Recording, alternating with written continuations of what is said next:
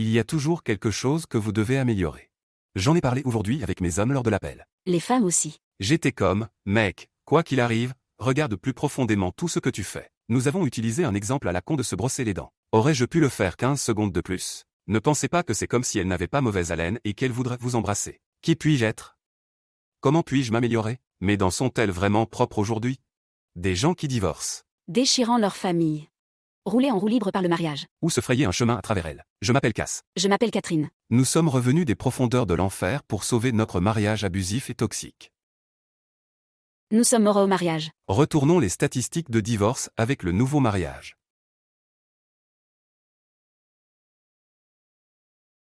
Bien. Voyons ce que les femmes veulent dire quand elles disent non au sexe. Nous l'avons tout entendu. Je suis trop fatigué. J'ai mal à la tête. J'ai mal à la tête. Catherine, c'était votre truc de prédilection. Je pense que je suis asexuée. Oh, mon Dieu. Oui, donc, je pense que c'est vraiment. Je pense que cela va être une conversation amusante parce que nous n'en parlons pas vraiment, mais j'enseigne beaucoup de choses aux hommes. Alors entrons dans le vif du sujet. Oui. D'accord. Voyons où cela nous mène. Êtes-vous excité? D'accord. Je sais donc pertinemment, pour des raisons évidentes. Elle est peut-être trop fatiguée, n'est-ce pas? Oui. Pourquoi ne parlons-nous pas de ces raisons très rapidement, juste pour valider les femmes qui regardent cela? Oui. Faisons-le. Donc, certaines des raisons pour lesquelles je serais trop fatiguée sont des enfants de 2 ans au milieu de la nuit, des enfants de 2 ans à 5 heures du matin, des enfants de 4 ans à 6 heures du matin, qui courent après eux toute la journée, émotionnellement épuisés parce que nous avons des jumelles de 4 ans et un garçon de 2 ans et qu'ils ont-ils une plus grande personnalité que nous? 2 tornades et un ouragan. 2 tornades et un ouragan et un âne et 17 000 œufs et puis aussi comme tous les jours en dehors des enfants, je pense que la chose la plus importante avec les fatigués, ce sont les enfants et les choses qui. Allez avec les enfants comme ramasser après les enfants en vous assurant que la cuisine reste bien rangée, ce qui ne me juge pas, notre cuisine n'est pas bien rangée. Je pense qu'il y a tellement plus que cela aussi, je veux dire si vous pensez à ce qu'est la charge mentale, puis faites face à leurs émotions et à tout ce genre de choses. Et beaucoup de femmes, les femmes travaillent aussi, donc je dirige des entreprises, je ne travaille pas beaucoup, je ne travaille pas 8 heures par jour, mais je travaille 3 journées complètes de 8 heures avec les enfants parce qu'ils ne dorment pas, donc je pense que C'est vraiment important parce que si vous voulez, à vrai dire, bien sûr, vous pourriez être trop fatigué et nous le pourrions. Nous allons parler de la façon dont nous pouvons lutter contre beaucoup de ces choses, mais évidemment, il y a une raison pour laquelle nous avons parlé de forme physique et de famille l'autre jour. Droite? Niveau d'énergie. Les niveaux d'énergie sont une chose énorme là-bas. Mais d'accord, maintenant nous entendons des choses comme « j'ai mal à la tête », vous savez, je ne me sens pas bien, mes règles. Comme ce genre de choses, je ne pense vraiment pas que ce soit des choses réelles. Je pense qu'il y a un message plus grand et plus profond. Et donc, si vous commencez à vous battre, comme si j'étais trop fatigué et que les hommes essayaient de s'impliquer, eh bien, ils aident pour qu'ils puissent, vous savez, s'envoyer en l'air. Droite. Vous savez, et j'avais l'habitude d'être le roi de « et, bébé, j'ai fait ceci, cela. » Vous voulez, vous savez, ça ne marche pas comme ça, les gars. Et donc je pense qu'il y a une part de vérité là-dedans. Disons donc que vous intervenez, que vous n'avez aucune attente et que vous ne le faites pas comme si je ne pouvais plus faire un mouvement sur vous avant de vous coucher. Ce n'est plus comme au début. Elle est fatiguée. C'est l'heure du coucher maintenant, n'est-ce pas? Et donc? Nous devons le planifier à l'heure du coucher afin d'aller au lit avec suffisamment de temps. Oui, on l'organise un peu. Oui. Alors voici le truc. Disons que vous combattez cela, mais que vous obtenez toujours ces autres raisons. Je vais les appeler des excuses. Vous savez, je ne dis pas que vous ne pouvez pas avoir mal à la tête et ne pas être dans cette humeur. Mais je pense généralement qu'en tant qu'homme, nous devons nous montrer beaucoup plus. Je ne sais même pas si vous savez, j'enseigne l'échelle de rejet. Donc, vous savez, vous gravissez les échelons parce que vous faites des choses qui inspirent beaucoup plus de connexion. Je pense que les hommes, quand vous entendez des phrases comme ça, comme littéralement, vous êtes en fait quoi? Quand vous dites non, vous nous dites littéralement que vous essayez juste de vous faire baiser maintenant. Comme si tu ne m'avais même pas parlé. Vous ne m'avez pas écouté. Quand tu m'as parlé de ma journée, tu m'as demandé comment s'était passée ma journée, tu t'en es servi et tu m'as tout raconté de ta journée. Rappelez-vous que j'avais l'habitude de passer au bulldozer sur tout ce que vous disiez et d'être comme « Oh, cela m'est arrivé. » Droite? Oui.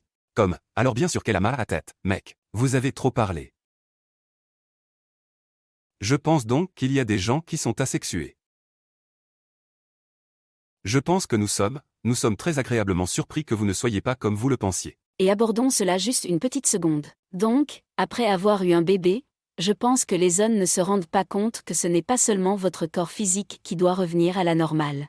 Hormonalement, vous n'êtes pas pareil. Et même si ce n'est pas le cas, dans le dernier épisode, j'ai parlé des montagnes russes émotionnelles. Et même quand j'étais enceinte, je n'étais pas une montagne russe émotionnelle en venant sur la FIV par la suite. Je n'ai jamais été une véritable montagne russe émotionnelle, mais cela ne veut pas dire que ce n'est pas plus difficile pour moi ou pour les femmes qui m'écoutent. Donc, après avoir eu un bébé, vos hormones essaient toujours de le faire, elles sont étraquées et elles essaient de se remettre en ordre simplement parce que vous n'agissez pas comme vous vous sentez. Vous ne pleurez pas constamment, vous ne vous mettez pas en colère. Cela ne veut pas dire que vous n'avez pas de difficultés avec votre, comme si vous étiez tout ce qui se passait. Donc, après avoir eu un bébé, votre libido peut être beaucoup plus faible à cause des hormones, parce que vous êtes fatigué. Le sommeil en est une grande partie. Donc, si vous allaitez un nouveau-né. Une fois, un médecin m'a dit, soit dit en passant, qu'un médecin m'avait dit que l'allaitement était comme la ménopause parce que cela vous affecte hormonalement. Vous ne pouvez donc pas revenir à votre niveau de base normal lorsque vous allaitez, car cela vous empêche simplement de produire du lait.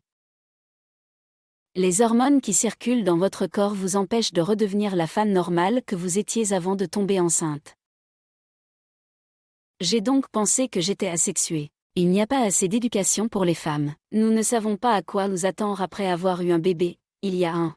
Je veux juste vous interrompre parce que je veux m'en tenir à ça pendant une seconde. Mais la chose asexuée parce que je veux parler des hormones après oui la chose asexuée si je suis vrai. Vous venez d'être dégoûté par moi des années de. Des années à ne pas avoir l'impression d'avoir un partenaire, des années à ne pas être heureux. Cela a aggravé les choses, oui, donc je pense que quand vous avez si oui, je pensais que j'étais peut-être asexuée et je pensais que oui, j'étais dégoûtée et physiquement, je n'ai jamais été dégoûtée par lui, mais à cause de la façon dont il a agi, m'a fait me sentir dégoûtée. Donc, en plus du fait qu'entre 2018 et 2022, j'ai toujours allaité ou j'étais enceinte ou je faisais de la FIV. Et donc, en plus de cela, c'est là que c'est devenu un problème. Donc, après avoir eu Riddick, ce n'était pas autant un problème qu'après avoir eu les filles parce que j'étais tellement connectée émotionnellement à toi, mais c'était toujours difficile. Je ne pensais plus que j'étais asexuée, mais je peux comprendre pourquoi je pensais que j'étais asexuée avec notre manque de connexion en plus du fait que mes hormones étaient toutes tétraquées. C'est juste. Il y a donc 2 couches. Je pense.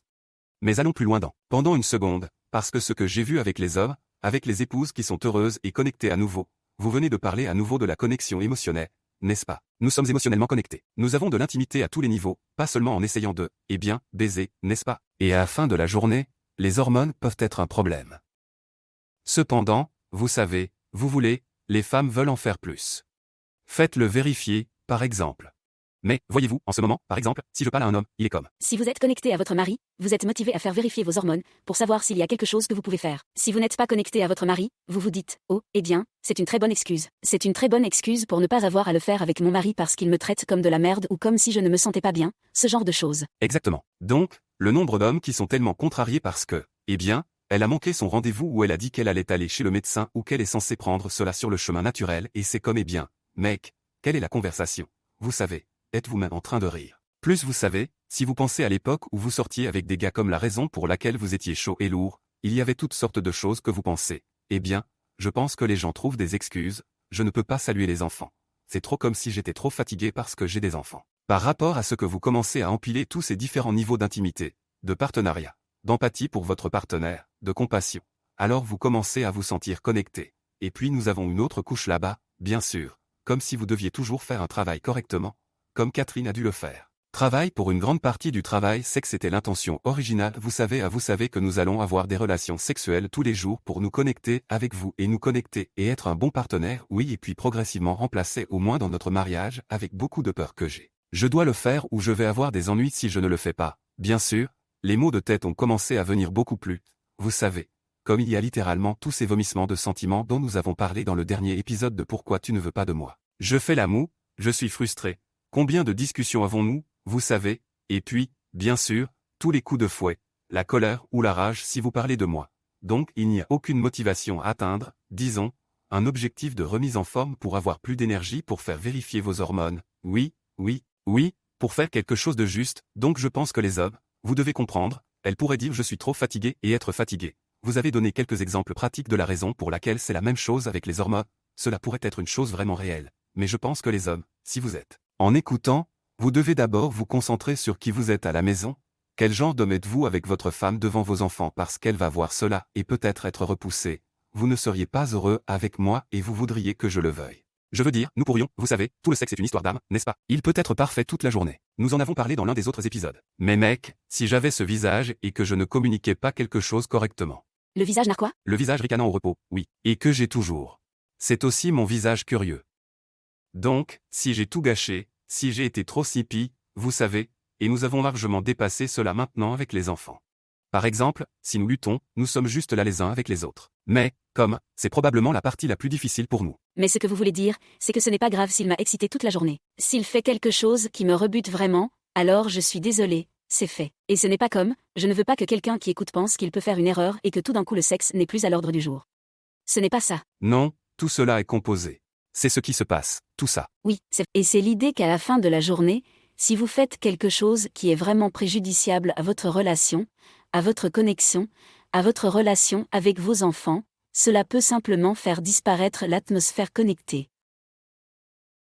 Et si cette atmosphère connectée disparaît, le sexe n'aura probablement pas lieu. Et vous savez, comme on dit 7, il faut 7 points positifs pour enlever un point négatif. C'est un très bon parallèle ici que vous pouvez tout faire correctement toute la journée. Disons que ce sont les 7 bonnes choses que vous avez faites, mais qu'un seul négatif suffit à effacer tous ces 7 points positifs. Nous n'avons pas inventé cela. Oui, ce n'est pas une question de sexe. C'est une chose de tous les jours. C'est une chose de tous les jours. 7 points de contact, n'est-ce pas? C'est juste. Donc, je pense que lorsque vous entendez votre femme ou en tant qu'épouse, lorsque vous donnez la raison pour laquelle vous ne voulez pas de sexe, vous savez, je sais que beaucoup d'entre vous arrivent au point où c'est juste comme, non, vous allez carrément non, ou vous allez complètement vous faire foutre. C'est comme si nous en voyons beaucoup, mais lorsque vous arrivez au point où cette raison se manifeste, vous devez commencer à être un peu plus réel avec vous-même. Je ne dis pas nécessairement même avec votre partenaire, n'est-ce pas? Vous ne saviez pas comment le traiter. Utilisons comme l'exemple de l'hormone. Tu vas avec des personnes asexuées et je commençais à être frustré. Je suis comme, quoi? Vous savez, il faut faire quelque chose à ce sujet. Découvrez-le. Au lieu de regarder à l'intérieur, comment pourrais-je commencer à me présenter pour vous ramener à vouloir au moins vous connecter, vous savez, au lieu d'aller directement dans les folles aventures sauvages, vous savez. Relier. Et puis vous pouvez commencer à regarder plus et les autres raisons, mais si elle ne veut même pas avoir une conversation avec vous, ne répond pas à vos messages textes et ce serait vice-versa. Alors bien sûr, vous manquez d'autres niveaux d'intimité, donc vous ne pouvez pas nécessairement faire confiance à la. Les raisons que vous obtenez, surtout si vous ne savez pas comment communiquer et que vous n'avez pas identifié quand vous vous sentiez comme, eh bien, je dis que vous avez dit que c'était dégoûtant, je ne me souviens pas de vos mots exacts parce que c'est ce que j'ai entendu. Répugnant est le mot. Répugnant là on y va et donc. Émotionnellement et non, je ne t'ai jamais trouvé répugnant, c'était qui tu était répugnant parce que c'était si méchant. Oui, c'est comme ça que je suis sûr que vous êtes tous sortis avec quelqu'un avant ou peut-être que c'est avec votre conjoint que la beauté s'estompe s'ils deviennent. Moche pour vous, même si elle pourrait être la plus belle personne du monde et qu'elle devient laide, c'est que vous ne les voyez plus, vous voyez juste les comportements et la négativité qui émanent d'eux, ce qui n'est pas vraiment eux, le négatif qui sort de nous quand. Ce n'est pas parce qu'on met dans ces situations qu'on veut dire que c'est nous. Ce n'était pas vous. C'était ce qui se voyait, mais il fallait passer en dessous et, vous savez, passer en dessous. Pleurage. J'aimerais dire une dernière chose. Alors, les raisons.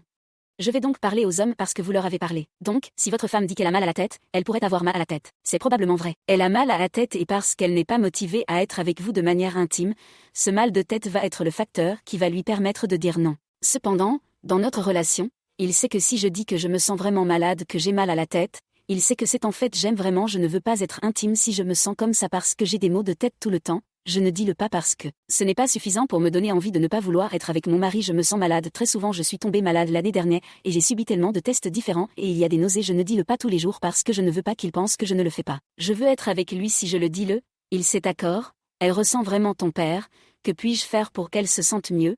Alors quand tu arrives à ce point où tu sais que tu peux vraiment faire confiance à ça si ma femme dit qu'elle a mal à la tête, ce n'est pas une excuse, elle a vraiment mal à la tête et elle veut juste du soutien. Si c'est tous les jours, si votre femme a mal à la tête tous les jours, alors c'est probablement ce qu'il dit. Regardez à l'intérieur et voyez si vous vous connectez avec votre femme et pourquoi c'est le même chose. Êtes-vous en contact avec votre mari s'il y a toutes ces excuses? Oui, elles sont réelles, vous avez probablement mal à la tête, vous êtes probablement fatigué, j'ai beaucoup de maux de tête, je suis fatigué tout le temps, je vous ai parlé de l'enfant de 2 ans mais si je ne me suis pas connecté avec mon mari parce que de l'enfant de 2 ans, nous n'aurions littéralement même pas d'enfant de 2 ans, il serait impossible d'avoir des enfants parce que vous savez comment vous faites des enfants, n'est-ce pas? Alors, vous comprenez ce que j'essaie de dire? J'aimerais que nous puissions leur parler tout de suite. Ouais, eh bien, vous pouvez.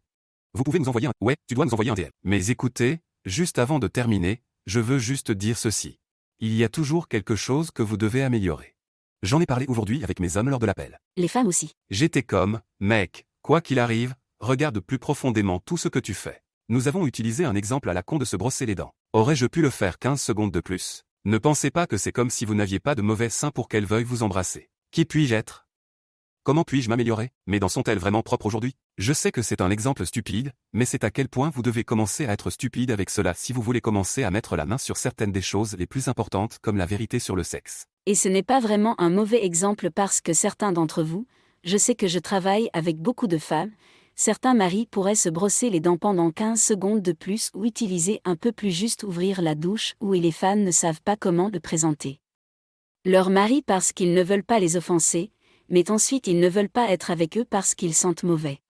Je dois enseigner cela dans mon cours, c'est au-delà, vous devez enseigner à tout l'autre, nettoyez-vous, oui, faisons-le, faisons un autre épisode sur le prochain sur l'hygiène, oui, et parlons de certains des domaines que vous ne réalisez même pas que vous manquez et dans lesquels cela gâche votre intimité.